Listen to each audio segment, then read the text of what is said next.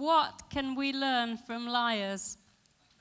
In the last 10 years or so, when I've been working as a social worker, I've come across a lot of deception, as you can imagine.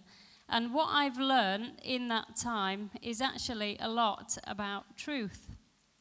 And when I was training to become a social worker, we used to have this professor of behavior that would come in and teach us about analyzing human behavior. And he would sit there and stare at us in really deep thought, and I would sit there fidgeting, looking really dodgy, just absolutely paralyzed, because he was like a human lie detector.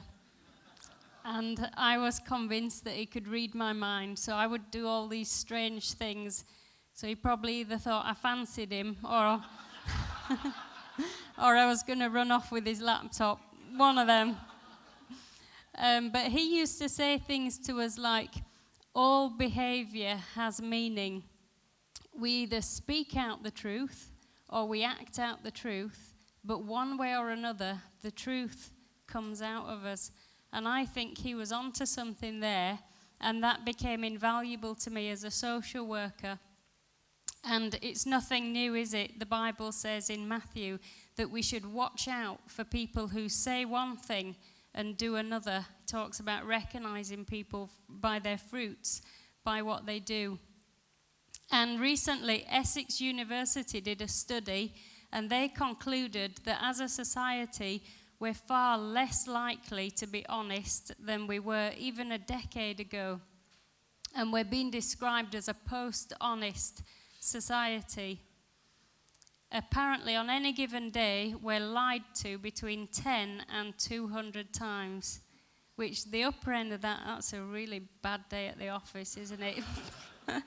It's quite staggering. And it's big business now to train managers and staff in how to analyze, interpret, and deal with human behavior.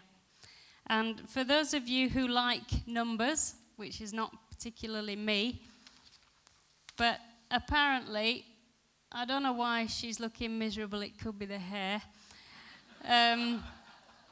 But 7% of what we communicate is the words that we use. Just 7%. Some of it as well is the tone of voice, pitch, etc. But over 50% of what we communicate is what people see. It's what we present through our body language and things, facial expressions.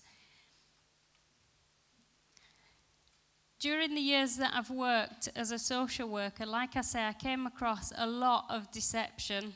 And some of the families that I worked with, they were caught up in alcohol abuse, multiple relationship breakdown, even sometimes murder.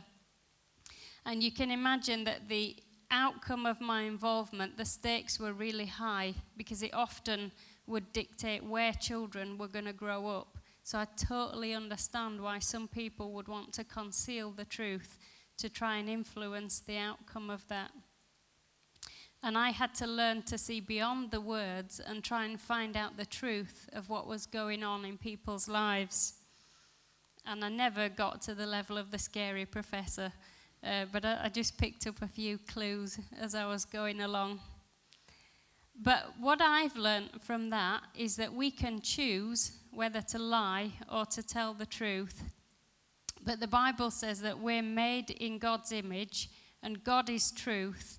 So I believe that we are designed to be honest. We give away the clues of what's really going on in our lives. We can lie. We can even train our bodies to lie as well. But we will still leak the truth. And somebody like the professor would spot the clues, and you would be given away. Whatever we really believe leaks out for other people to see, even if it's different to what our story says. For some people, when the truth came out, they would do really odd things, like hide. And I would go to the door and find a note pinned on the door saying, "I'm not here." And then you'd scan the house and see the curtain twitching, and then maybe the family dog would be bouncing up and down. "She's here." Man's best friend. Maybe not. But sometimes I did come across people who were brave enough to be really honest about what was going on in their lives, to be truthful, and then embrace that process of change. And that was a really powerful thing. I can remember one man, I first met him in prison, and he was a very, very angry person. When I spoke to him, the veins in his neck would stand out. He was angry with everybody, and everything was everybody else's fault. But over a period of time, he came to the point of acknowledging his responsibility for his life, and he actually said that his son needed to grow up in another family. So he didn't get what he originally wanted in the process, but he did lose some anger, and I believe that he gained some peace from that situation. The Bible says, if you hold to my teaching, then you will know the truth, and the truth will set you free. And I think that we're all looking for truth. And like Leon said earlier, God speaks to us in loads of different ways. Films, books. God often speaks to me through listening to other people talk and give testimonies. But sometimes I shortchange myself because I go looking for truth everywhere else except the original source of truth, the Bible. And I do believe that all truth is God's truth, like we heard before. But I don't believe that all truth sets you free, because it really depends what you do with it. And the Pharisees in the Bible, group of religious people, they would memorize the first 5 books of the Bible, and they knew them off by heart. They could just quote them. But it didn't do them any good, because it was head knowledge. They didn't actually do anything with it. There was no relationship there. And even the devil quoted the Bible when he tempted Jesus in the wilderness, but it didn't do him any good either. The people who I worked with could tell me things about themselves that were true often, and a lot of these things I could apply maybe to myself when I became a Christian, and even some probably now.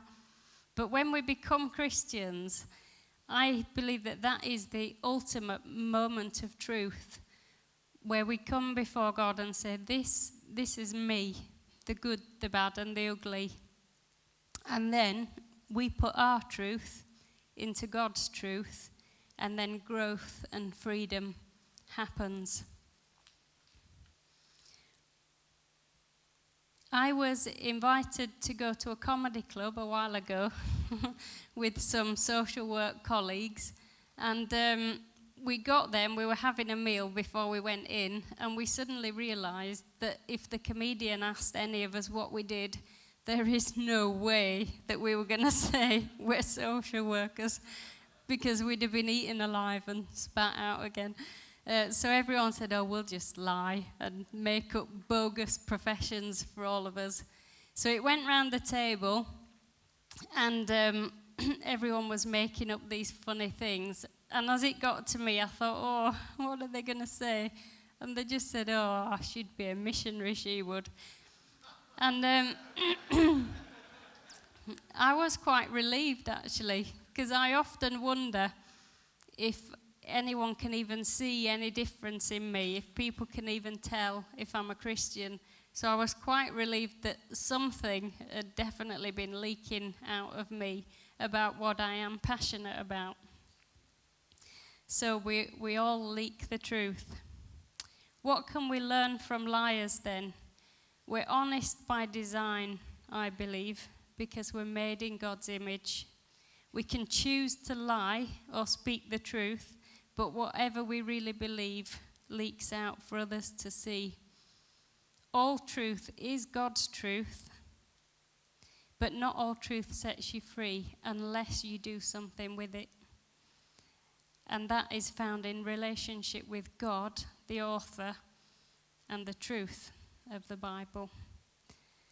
And so my first question is, what truth are we leaking? Thank you. Please discuss.